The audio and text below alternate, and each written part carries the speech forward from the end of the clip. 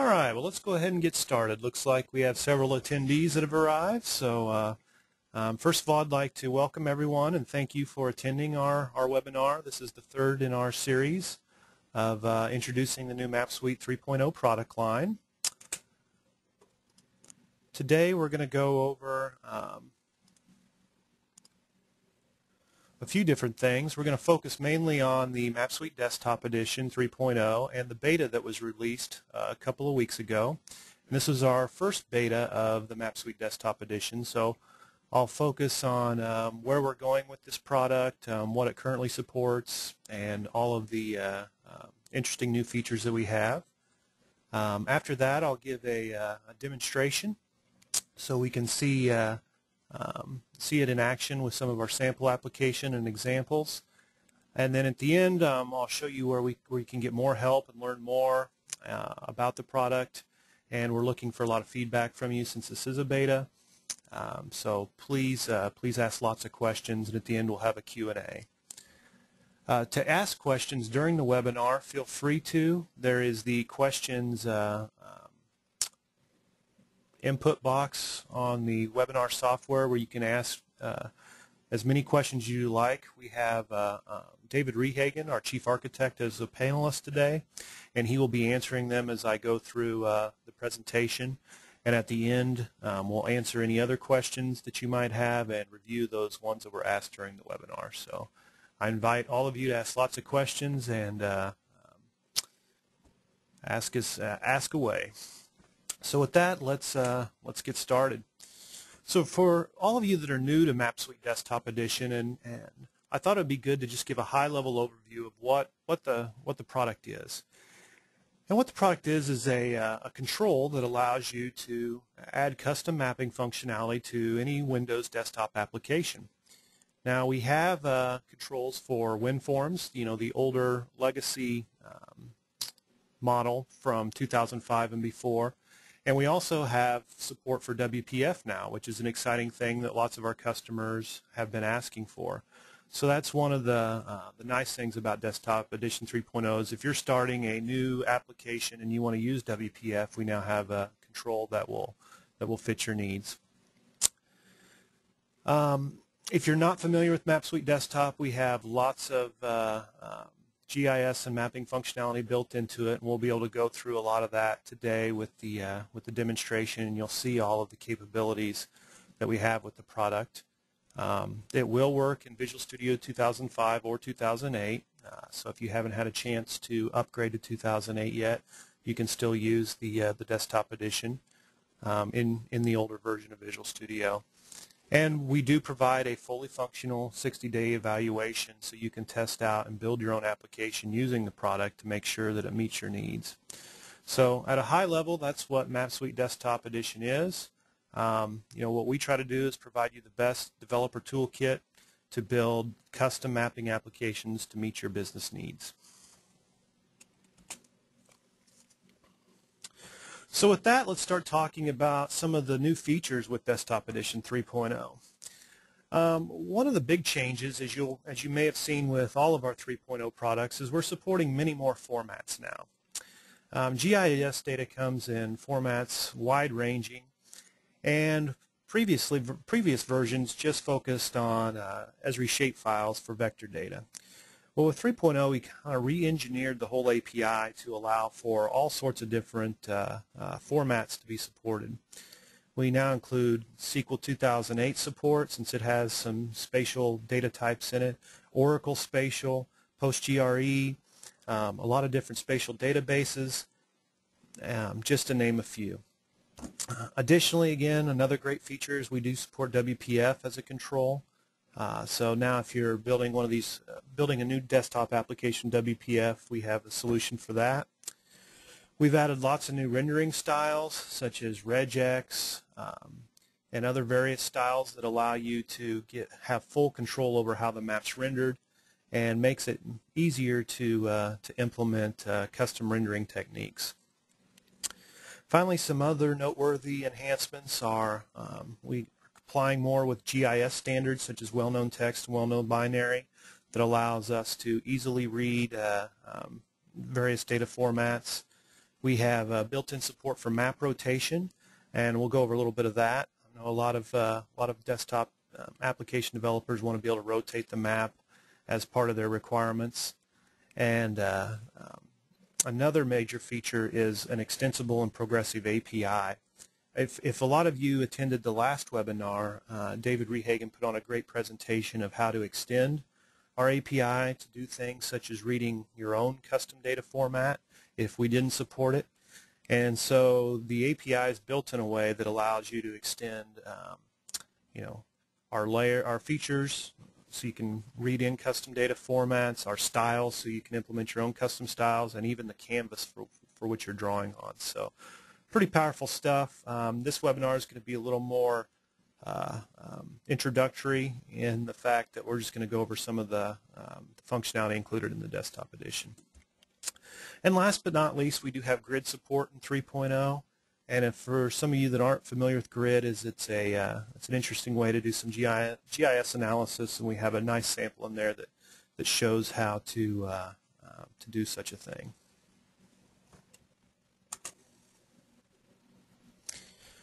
All right, with that, enough of the PowerPoint slides. I think it's time to get into the demonstration.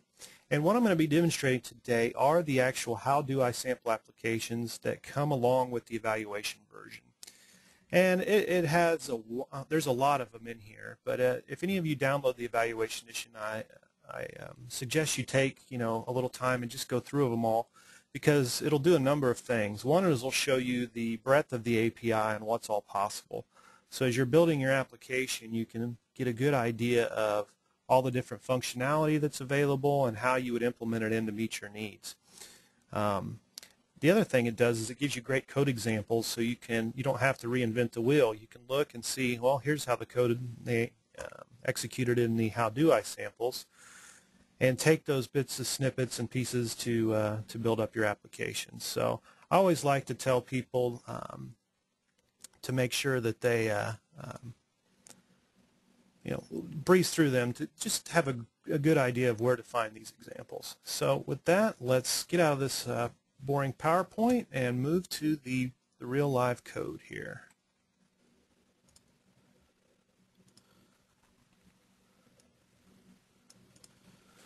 Okay, with the How Do I samples, we just have a tree control over here on the left that has them grouped in various categories. So let's get started with a few of these. The first one is just showing you how to display a simple map, and we provide some sample shapefile data with the sample apps just to help show how to load these layers and things of this nature. And with any of these samples, you can just click on the C# source button and see how easy it is to do one of these operations. So for example, in this display simple sample, all we're doing is loading up a shapefile feature layer, giving it the path of the shapefile. A lot of this will look familiar to you if you've seen previous versions of Map Suite, but we have our pre-built zoom level sets where you can set the style for each zoom level and whether you want to apply that to as many zoom levels as you want. In this case, we're using a very simple one, and we're just applying it to all of them. But what that allows you to do is to change the appearance of layers as you zoom in or zoom out. One concept that is new with 3.0 is the concept of overlay. Before, we used to just have a layers collection off of the map, and you would add layers to that. Well, now we have another level of hierarchy where you can add them, to overlays. And in this case, we're just adding it to the built-in overlay of a static overlay, and you can add as many layers as you'd like to that. But we have a built-in static overlay and a dynamic overlay. And an overlay allows you to refresh that certain set of layers, so you can have control. So for example, if you had these static layers, but you had a bunch of information that you want to display on top of that changed quite a bit, you could just put that in the dynamic overlay and refresh it accordingly. In addition to that, we have custom overlays, which give you full control of setting up as many of these refreshable groups of layers that you'd like to have on your map. So it gives you ultimate flexibility as you're building up your map and designing your application. Well, with that, we do have all the basic functions that you would see in a normal mapping application, zooming in, zooming out, so all of those things that that you would typically expect. In order to be more in line with what we did with our web edition in Map Suite 3.0, the track zoom still does exist, but we've tied it to the Shift key, so if you hold down the Shift key, it will zoom in automatically. This doesn't prevent you from building your own track zoom like we did in previous versions. You would just need to, add your own button and put the map, zoom the map in when a track rectangle is drawn at that point. So we just did the Shift track zoom to give more consistency across our products, and we got a lot of positive feedback around that. We also have panning.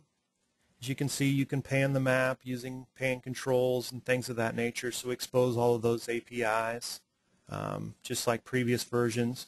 So nothing ground shaking there with Map Suite 3.0. One new feature that is coming with the next release of the beta will be the dynamic panning that will fill in the white space as you drag the map around. So that's a feature that we're going to be adding very soon, and I think a lot of people will be very happy with. And it'll be very similar to what you see with our latest web edition.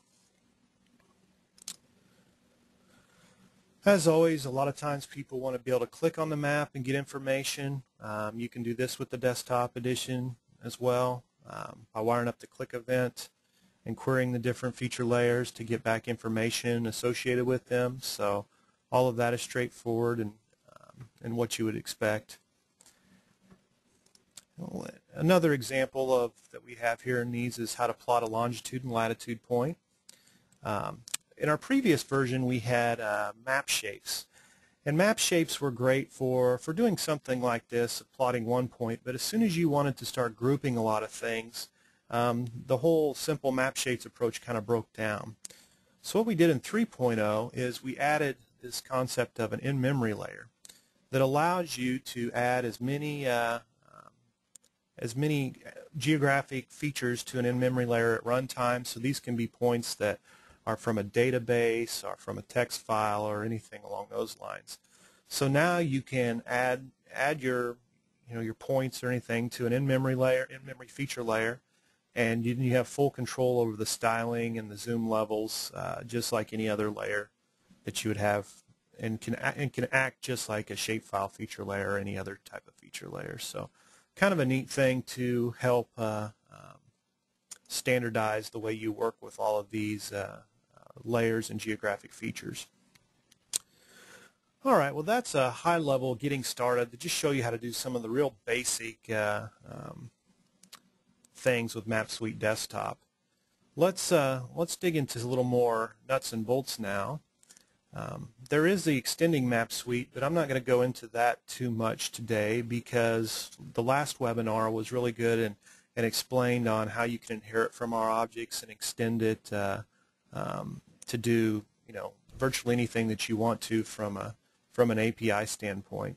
So if you are interested in extending Map Suite, I'd advise you to go and review the prior webinar on extending Map Suite, because that's a really good and powerful feature that 3.0 implements that I don't think a lot of people know about.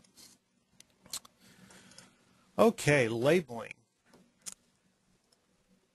Labeling in 3.0 is as easy as you would expect it to be. This sample shows how we can do street labeling, and we've got lots of different ways to do labeling. Of course, you can control all the fonts and the text sizes. We have different placement options of how you want to place the labels on the maps, duplicate rules, overlapping rules. So you really have a lot of control over your labeling to make the maps look as attractive as possible. Here we're showing how to label some points of interest, with city names. In this example, you can see how we can control the point placement. So now we're at the center right. You can choose this to upper left, and all of them will move accordingly. And so doing these types of operations is as easy as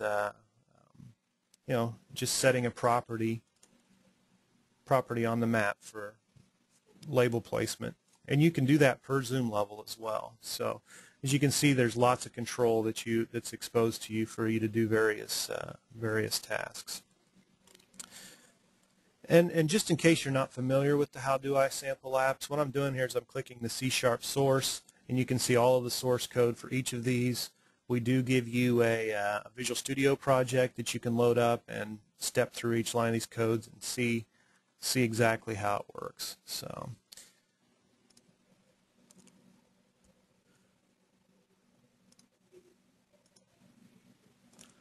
moving on, some other neat features that we've added in 3.0 that you may be interested in is the restriction layer. One of the requirements we've had from a lot of customers is they want to restrict what their users are seeing on the map. So, you know, with a lot of mapping applications, they can pan over to areas that they shouldn't be, be looking at, or you want them to just focus on their geographic area and not snooping over and seeing, other parts of the country. Well, with this restriction layer, you can basically block out anything but the exact area that you care about. So just like in this example here, if Africa was your area of interest, then nobody can see anything outside of that. So that's a really neat feature that we've had a lot of requests for and have implemented with this new restriction layer type of methodology. The next new thing that all of the 3.0 products support, and I think will be really cool for Map Suite Desktop Edition, is the adornment layer. Now in this sample, we actually use the scale line adornment layer, which allows for the scale bar to be placed down here in the lower left. And what adornments are things that you want to place on top of the map that are really tied to screen coordinates instead of geographic coordinates. So an adornment is something that you want to be on the map at a certain place no matter what. And these can be things like scale bars or scale lines, north arrow compasses. If you wanted to have an image like with a legend that you want to display on there, a real fancy thing, titles, all sorts of that. All sorts of items like that that you want to put on top of the map to give it extra beauty and information. Well, with the adornment layer, what we've done is we've created an API that allows you to do this very easily. So you can add these types of things to your map, and you have complete control over how they're drawn, and you just add them like any other type of a layer, and you don't have to worry about anything else. You just have to worry about where they look like and where you want to place them in screen coordinates, and we take care of the rest. So that's a nice feature with all the 3.0 products that we've got a lot of positive feedback on as well.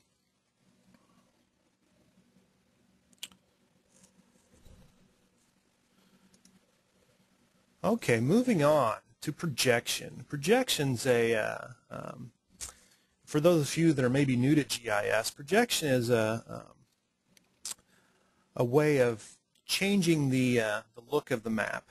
So as you can see here in this case, we projected it to give it more of a global type of view or spherical type of view to where it's almost round. Most of the time a lot of applications are working in just straight long lat or geodetic lack of projections where it's just a flat grid, everything's the earth is square type of mentality. And that works really well and is a very simple approach, but sometimes you need more to give, if you're at the northern latitudes or some other things, to give the look of your map a more appealing view. So we do support a robust projection library with hundreds, if not thousands, of different projections. We're using the open standard Projection 4 library now that uses SRIDs and other well-known strings for projection. So you can easily support many different projections with Desktop 3.0. Additionally, one of the things we wanted to accomplish with 3.0 was map rotation.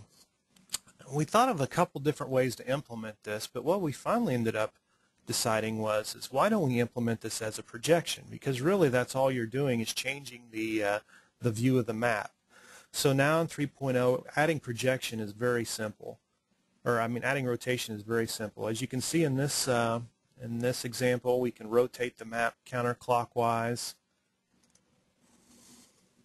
or back and forth.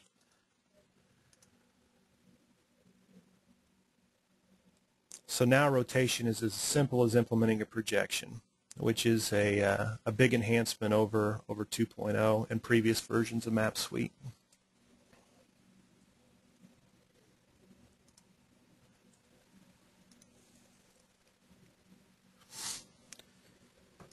You know, once you have the view of your map, the panning, and the projection, the labeling figured out, a lot of times you want to do a lot of analysis on your layers, okay, or on the map. And one of the common requests we get is, well, I want to be able to draw a shape and find out things that are either inside that, outside that, intersecting that, and or you know, within a certain distance. Well, for operations for finding inside, outside, or intersecting, among others, we have a very robust spatial query capability. As you can see with this example, we've got a rectangle drawn on the map, and we're saying, give us all the countries that are within this rectangle. Okay. And boom, it'll return a result, and in this case we're highlighting them so you can easily see that. But you can do all sorts of things, such as, you know, drop them out to a list or a report, or do other types of analytical functions based upon that spatial query. Now the other common question we get is, well, I see these others are, you know, why isn't Brazil covered in this? Well, there's different types of within. There's ones that are within where it's completely within, so the entire country is housed within this. And there's others where it is intersecting, which means that any point of that country is somewhere within that rectangle. So if you're going to say, well, who has coverage inside of this rectangle, then you can see any of these countries has at least one little piece inside that or intersecting that rectangle at some point. Now, just as this is done with the rectangle, the same thing can be done with polygons, ellipses, lines, or any geographic shape. So it's a really powerful tool as you start doing a lot of analysis with your data. And here are all the different types of spatial queries. You know, like if you want to get all the ones outside of it, you can do disjointed, and that'll show you all of the countries outside of that rectangle. So lots of options with spatial queries. I think it's a feature that a lot of our customers use, but maybe some of our customers don't know about. So a lot of cool stuff you can do with spatial queries, and I invite you to look at this sample and play with it if you get a chance.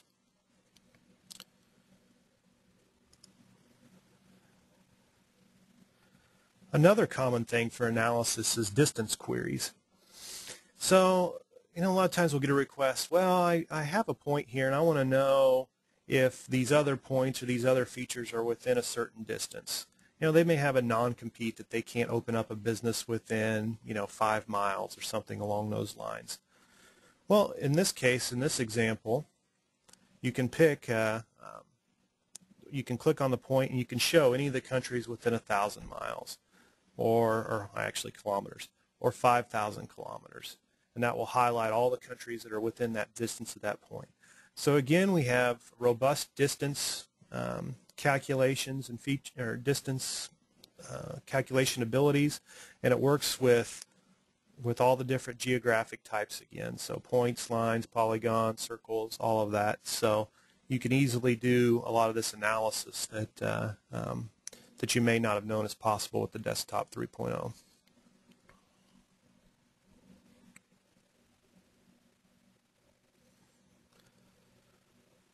One other nice feature when you're wanting to do analysis is our ability to add custom data to the map.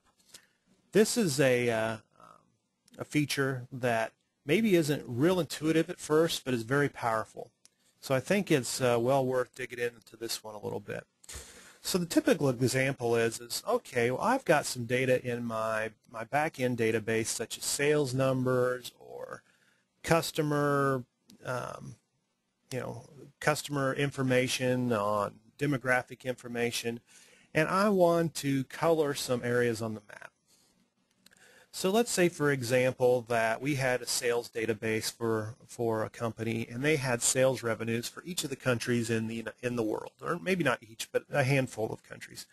And management comes and says, well, I want to see these countries colored by who has the most, which country has the most sales. Well, you're not going to find a shapefile. You really don't want to add a column to your shapefile or whatever geographic feature that adds this to be able to do, standard type of rendering based upon, or class break rendering based upon that.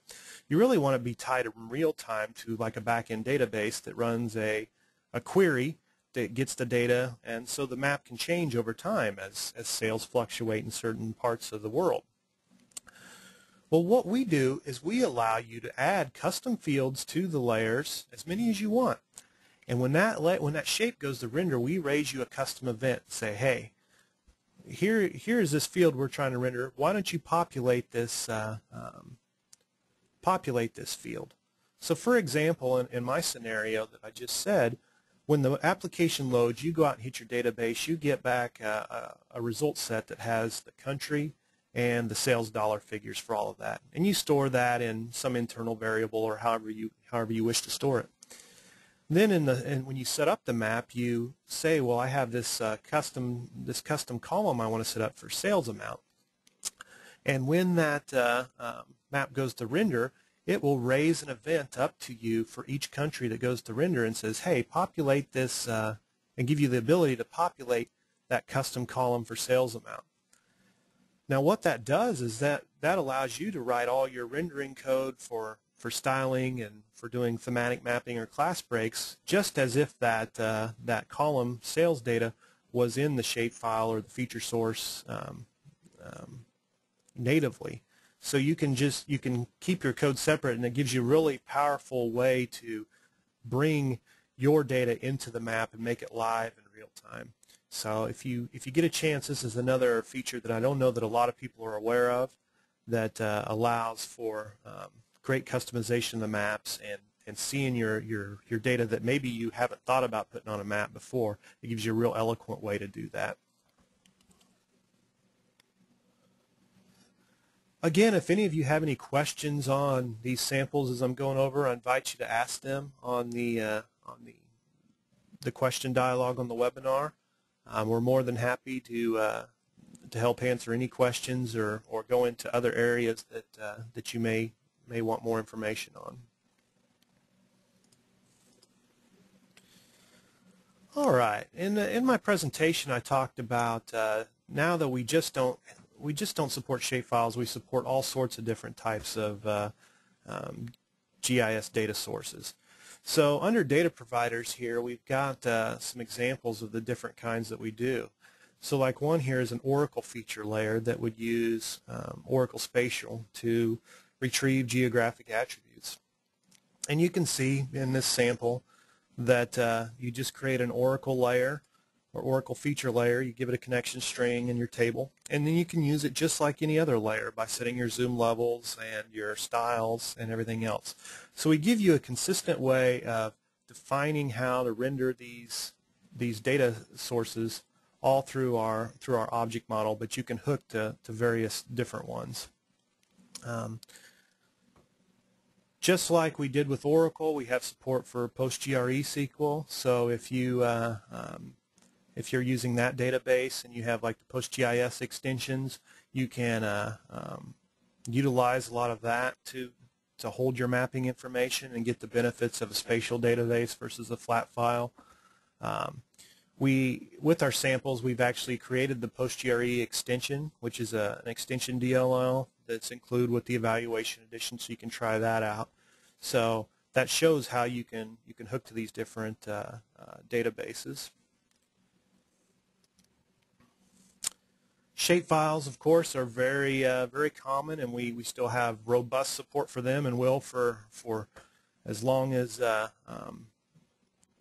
they're around, which I imagine will be a long time. It's still the most common format out there for transporting GIS data. So you haven't lost anything on the shapefile area. It's as powerful or more powerful than before.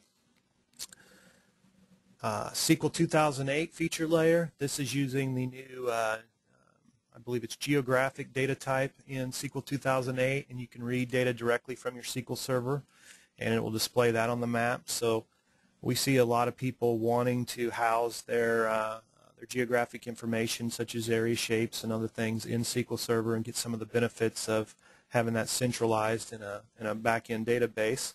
So we've added support for that, and are looking forward to seeing more and more mapping data head to that back-end database in the future. I talked a little bit about creating in-memory feature layers, and in-memory feature layers are kind of like what our old map shapes were, but they can do so much more than that. An in-memory feature layer, you can add as many geographic shapes of any type that you want on there. You can add your own attribute data for each of them and set all of your styles accordingly and tailor them on. So if you're going to just read some point data from a back-end database, and it's not a spatial database, it's just an access database or something, and you got longitude, latitude coordinates, you'd use the in-memory layer to load all them points up and apply them to the map. And once you have those features layered in that in-memory feature layer, it's as easy as working with any other layer for setting the styles and attributes on it.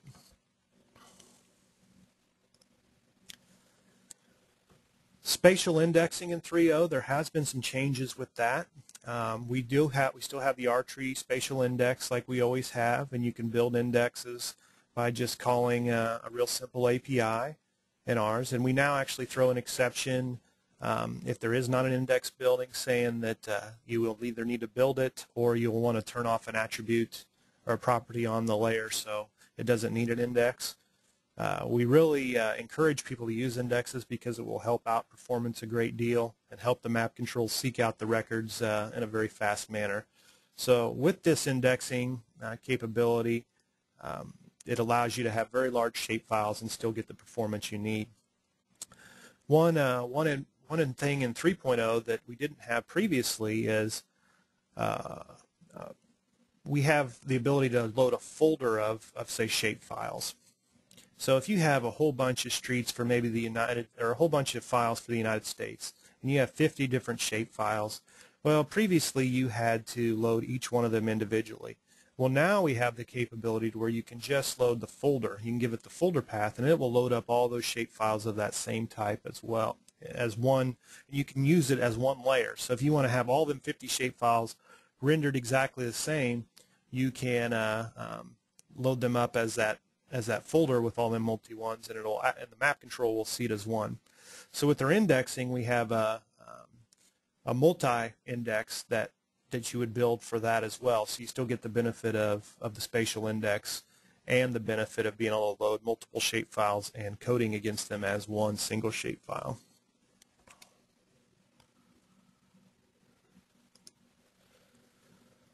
We did talk a little bit about grid and how you can create your own grid image. Like with this sample, it shows how you can take some, you can display your grid.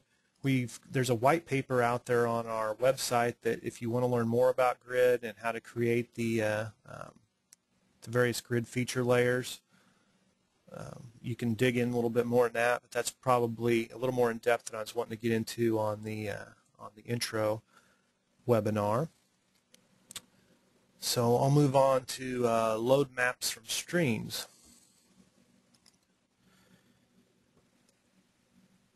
In 2.0, we had a lot of customers want the ability to load from file streams instead of from an actual path. So that way they could stream it in from various ways. But in our old way, you always had to give a path no matter what type of feature layer or whatever type of shapefile layer you're doing. Now with 3.0, we have the ability to load from streams, which gives you much more control when designing your application and how you want to access the data. There's going to be trade-offs with that, of course, that you'll have to take into consideration, but it is now a possibility with the 3.0 version.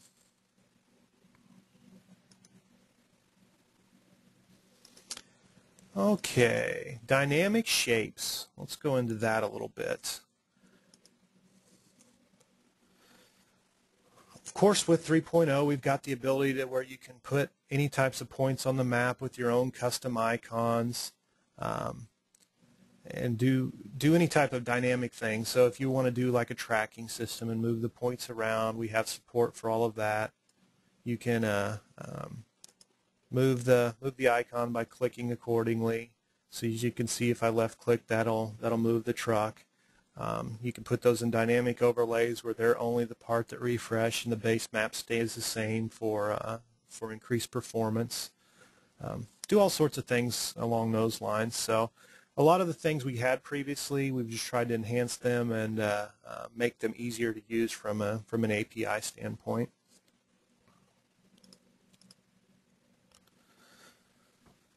Now that we've talked a lot about the back-end data piece, we'll go into some of the styles, but before we get into styles, I want to go over one more thing, which is data and GIS analysis. So I think another feature of our product that maybe people don't know about a whole lot is all the geometric features that you can do with it. Such as if you want to scale up or scale down shapes, we have APIs that allow you to do that. If you want to union two features together to make one with polygons, we have support for unioning. We have support for differences to get the difference between two polygons. And that comes really handy when you're building your application and you need to do some of these operations. Buffering's another nice one that we have that allows you to buffer a polygon. So that's used a lot of times in analysis. So if this is a tract of land and you want to find out, well, maybe something didn't come exactly inside here, but I want to know if it came within 50 meters of here, you can buffer that and still do your spatial query to find that out. So it gives you a lot more flexibility on that. So lots of geographic operations with the API. A lot of these were in the old desktop 2.0 version, but I thought they were worth mentioning that they're still there in the 3.0. We have changed some things about them to make the APIs simpler and easier to use and more powerful in some situations. But overall, you can, if there's a geographic type of operation you want to do with shapes, we've pretty much got the API that allows you to do it.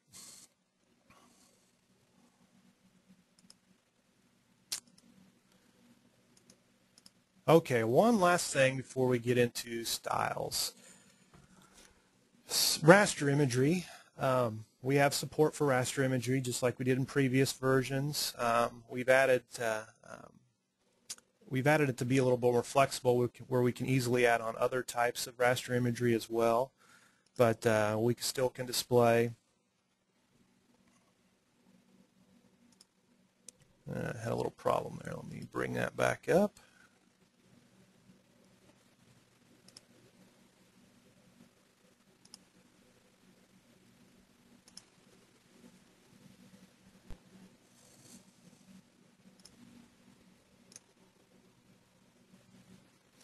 We can display raster imagery, like in this case, we're using an ECW layer to show this of the world. We have Mr. SID support. We can do geotiffs. You can even do JPEGs or anything else that are geo-referenced. So if you have, for example, a JPEG of a floor plan or something along those lines, you can have a world file and display it as its raster layer and then be able to plot points on top of that and do other types of raster imagery operations. So fairly similar to what we had in 2.0, but we have extended that some more and give more options for the different image layers. We do have full support for WMS in 3.0, which allows you to easily consume WMS web services. This is a nice feature because there's a lot of great data out there via WMS, and what we have is just an WMS raster layer, and you can give it your URL to the WMS raster layer, add it to the layer stack, and you're good to go.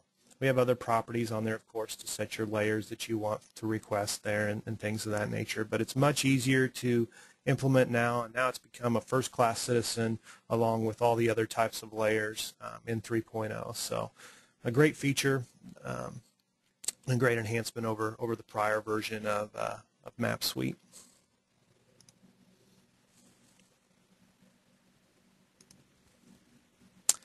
All right, now we got styles. So now you've got all this great data. Well, a lot of people want to say, well, how can I control what it looks like?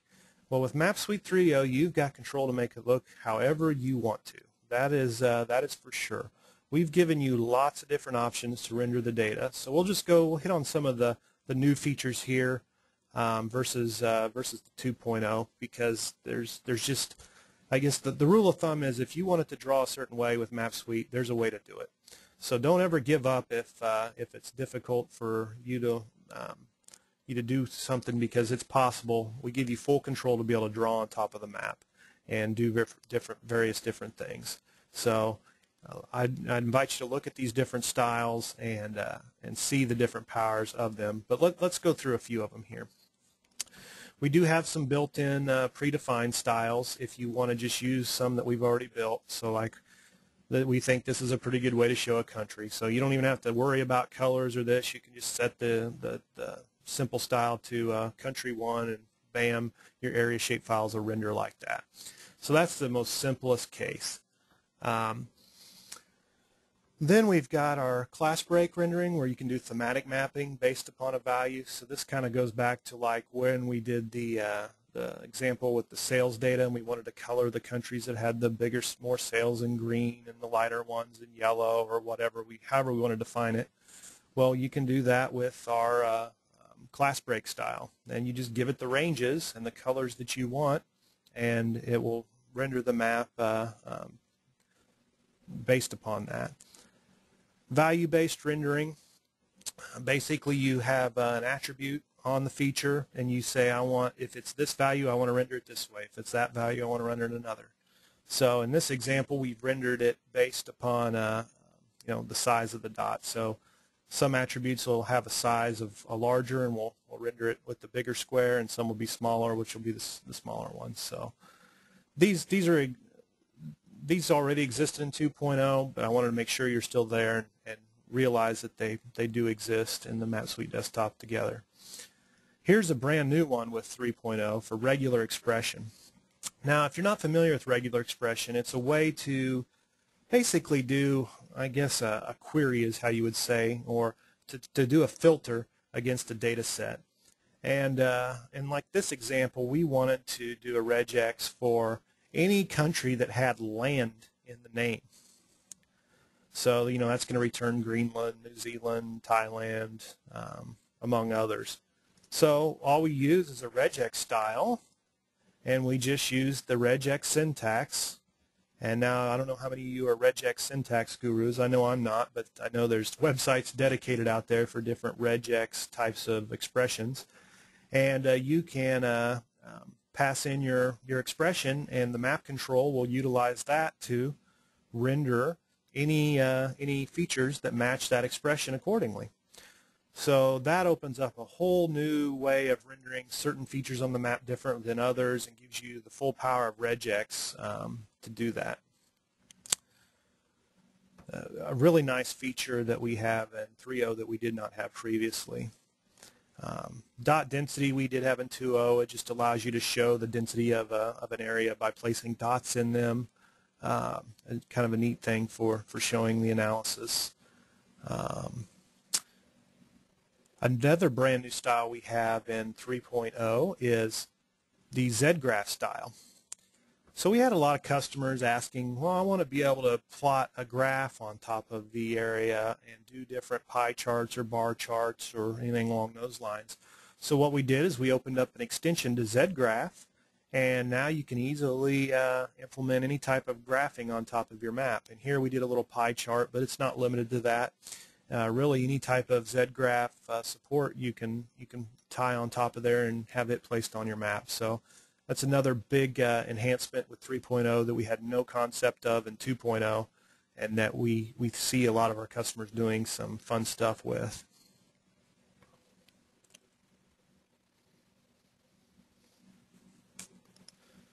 Now, many of you may already know this, but I want to make sure that that it's said again, just so it's out there. I get a lot of questions as, well, can I use my own custom icons or bitmaps on the map? And the answer is yes. We allow you to use any custom image that you want to plot for your points, and can give you full control over the size and all of those things. So the answer is yes, you can use any type of custom iconography or symbolization for points. You can even do the same for fills and virtually anything along those lines. So I just want to make sure that everybody knows that as they work with 3.0. We did have that for 2.0, but maybe it wasn't as apparent as it needed to be. We've tried to make it even more easy to use in 3.0. Now, we still do have the simple symbols built in if you don't want to use custom iconography for circles, squares, triangles, stars, etc., and all the basic colors. So we still have all them programmatic enumerations there for points and using different symbols for them. So if you don't want to use custom iconography or symbology, you don't have to.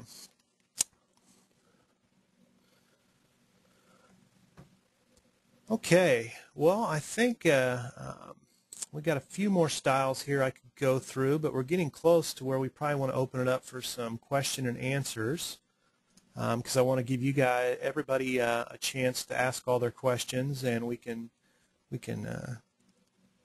dig in from there. So let me look and see what's all came in on the question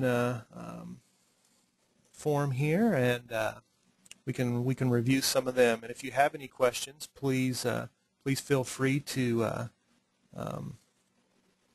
ask them now, and we'll go over them. All right, the first question is has the dynamic in-memory grid support been added? I know it was in development recently. So this was a question, and it looks like David has answered this, and I'm not sure if you can see the answers already in your answer dialog. Seems like David's not sure. He'll have to get back to this. He said we did some design, but he's not sure if it was ready for the next build. So it sounds like it's still in progress, but there's no for sure update on that. The next question is the butt-end styling of the buffering available for the desktop edition?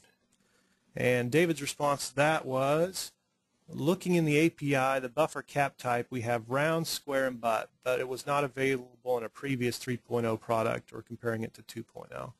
So it sounds like it is available in the latest version or the version under development now. So it will be, it's a enumeration for the buffering type for round, square, or butt when you buffer a polygon.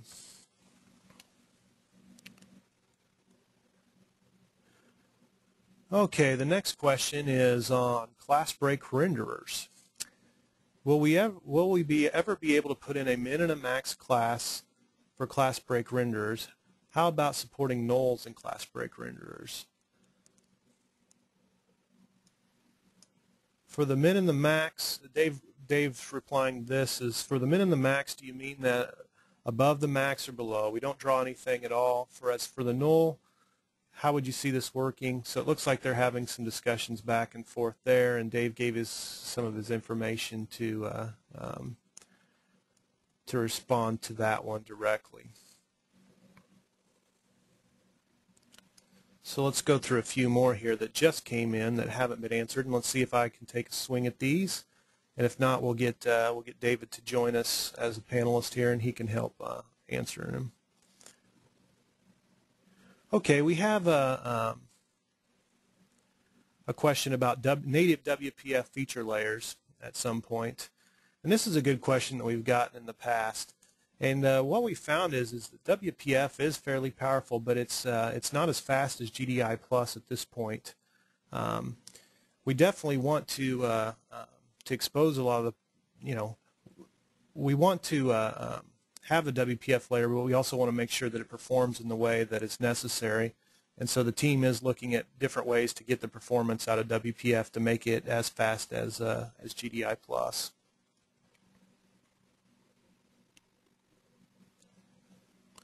All right, lots of questions coming in now.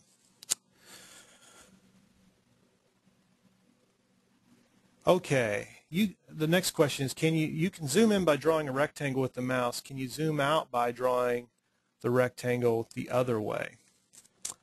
Well, there's nothing. We don't have anything built in for the zoom out on the rectangle, but that doesn't prevent you from coding that piece, because what you could do is with the track shape piece is when you get that event when the rectangle is drawn, you find out that extent and expand the map accordingly. So we don't have a built-in thing for that yet, but you could still code that yourself to zoom that way.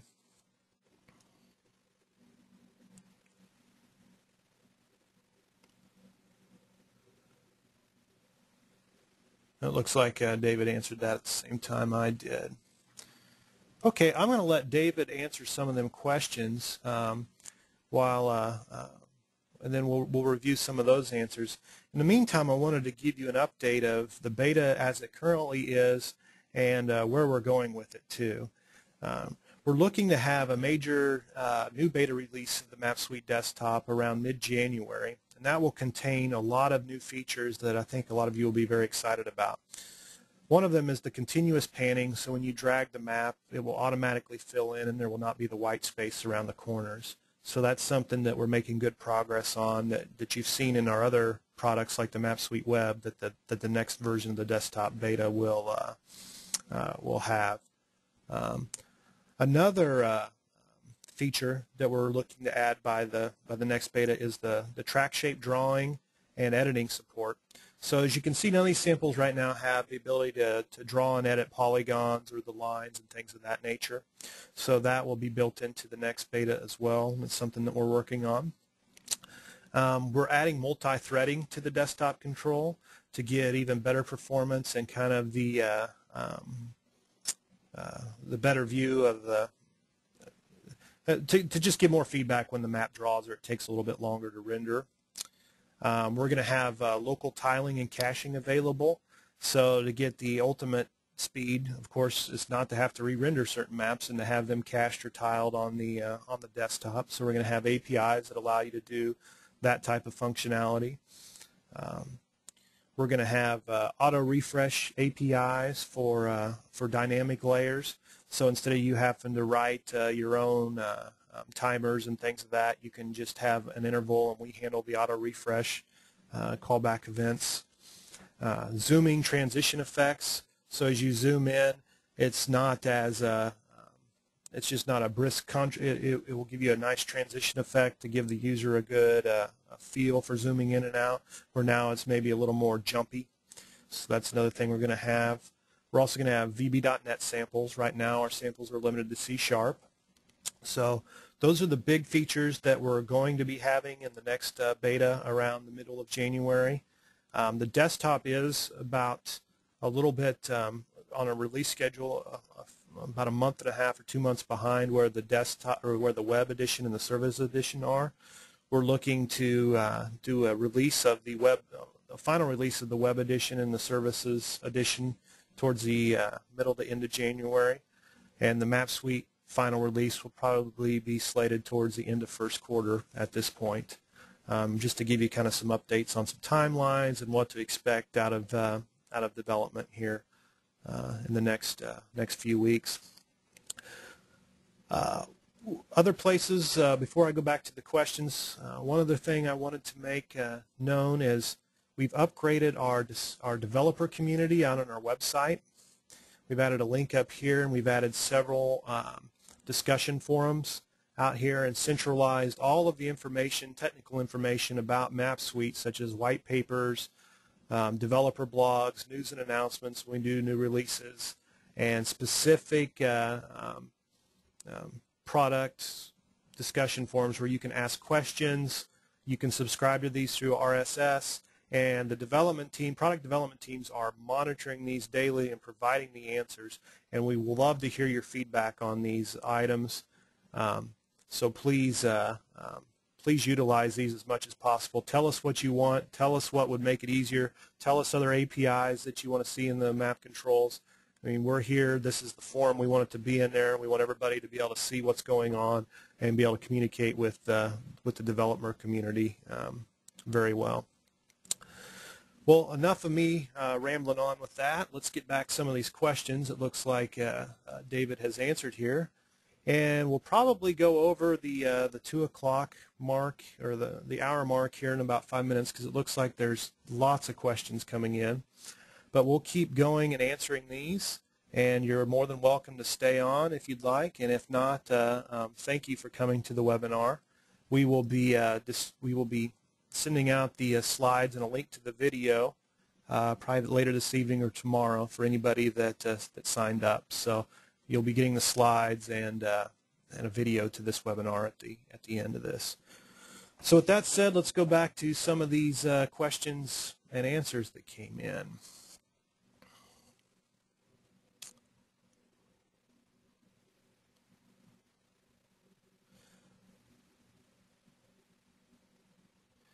Here's a question about animated GIFs, and it says, is there support for animated GIFs? At this point, no. At least for GDI, the support for animated GIFs is very draconian, as she has used these events. This could be done as we could provide a sample, and he's asking the customer to email support, or you can also post that question up on the discussion forum, and we can provide a sample out there as well. Okay, here's a question. I have 2 labels to be plotted on the same point. How can I do that? That's a good question. For this, you would add 2 separate labeling layers. Just to be sure, someone offset each label layer so that they do not draw on top of each other. You can use the X and Y offsets, etc. That's one other thing we allow you to do very easily in 3.0 that you couldn't in previous versions, is you can break out the labeling into its own various layers. So that allows you to stack as many layers as you want on top of it and give you full control. So you can have just the layer 1 to do your symbols, another layer to do your labeling, another to do a second label, so on and so forth. Okay, are you going to demo the map editing features? At this point, a lot of our editing features, such as being able to edit the track shapes on there, are still in development. And I'm working on the last public release, so that will be available in the next major release beta that we're going to have. All right.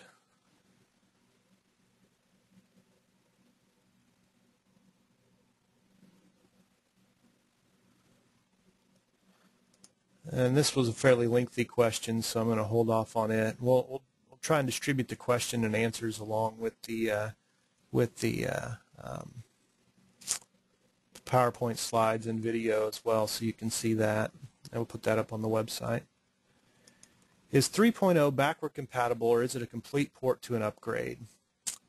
Okay, 3.0 is not compatible with 2.0. It is a redesign, as 2.0 only supported shapefiles. We needed a platform for the future that was extensible and ready for anything. There is some work to do the port, but this will be our new API for a long time, and once you're up on this, you're going to have a lot more ability to do different things and read different data sources. And for most of our standpoint, it's just not a simple upgrade. There is some code modifications you have to do, but from the customers we've talked to, they can usually do it in a day or two. Sometimes an hour or two, depending on the complexity of their application. So it's not a major, depending on the complication of your application, there's definitely work, but it can be done in a fairly short time frame most of the time.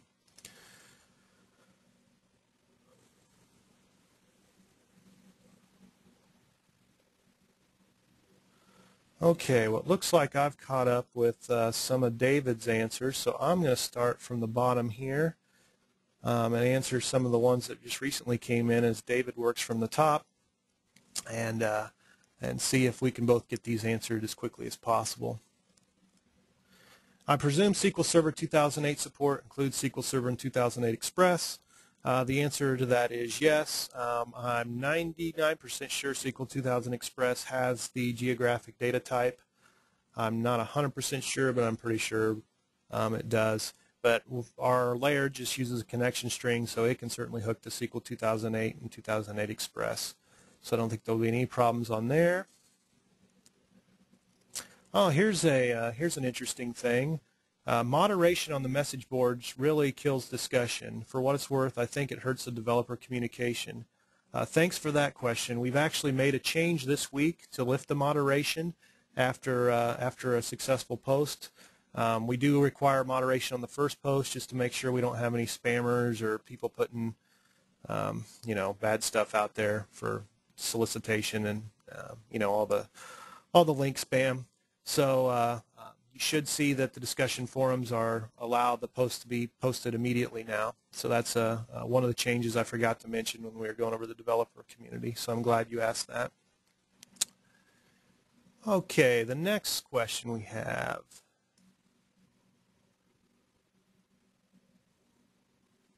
Oh, this is a good one. When I zoom in and draw from top to left to bottom right, can you zoom out when you draw from bottom right to top left? That is a very good question. Where you could do the other way if you zoom like that piece. We don't have any native support for that. You could do that by keying off of the mouse move events and doing the zoom accordingly based upon that. But we don't have anything natively put into our map control for that.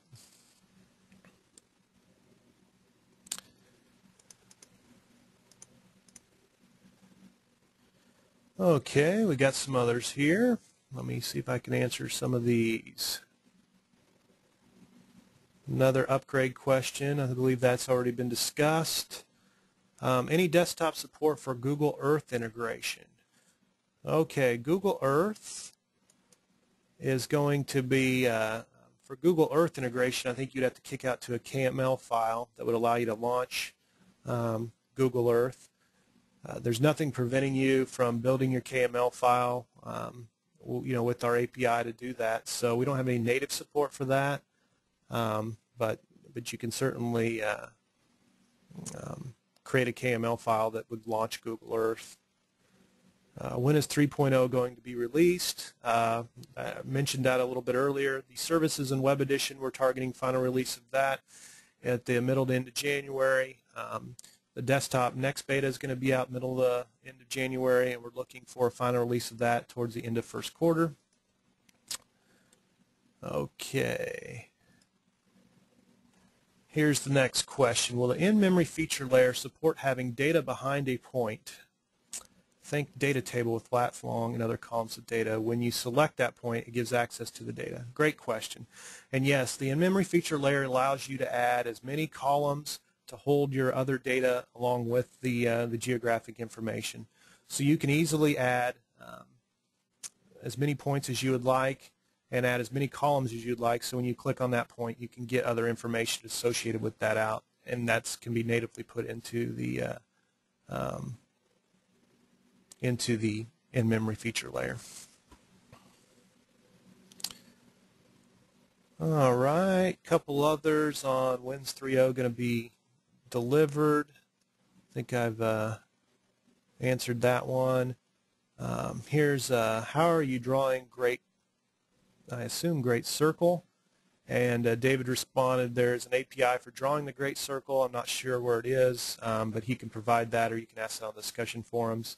I think there's a discussion forum post out there on great circle on the web or the desktop. If you do a search for that, you may be able to find that on there, because I know we had a customer ask that not too long ago. Here's another good question. Is 3.0 going to support map info tab files? David responds, yes, we are working on this right now and we'll have support. However, I don't know the date. It is in development right now. So that's coming as well, support for tab files.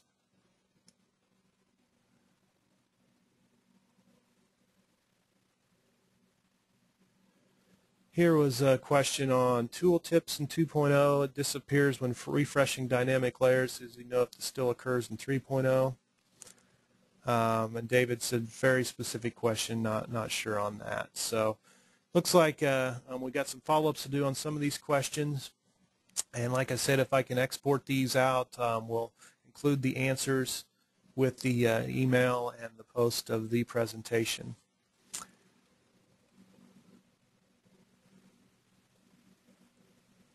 So I'm going to do one check here to see if any other new questions have come in, and if not, we'll go ahead and end the presentation. I'll give everybody another 15-20 seconds here to enter in any other last questions before we wrap things up.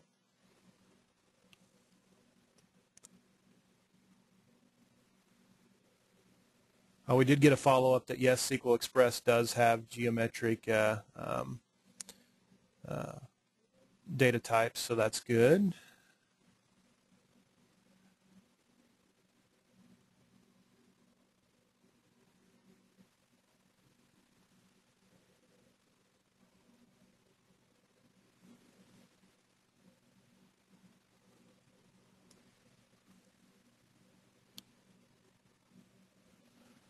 All right, well, I think that's all the questions. So for now, I appreciate everybody attending the webinar. And again, if you have any other questions that you'd like to post, please feel free to post them out there on our developer community and our discussion forums. We're really looking for feedback from the users to make the product better and better. So thanks, and have a great afternoon.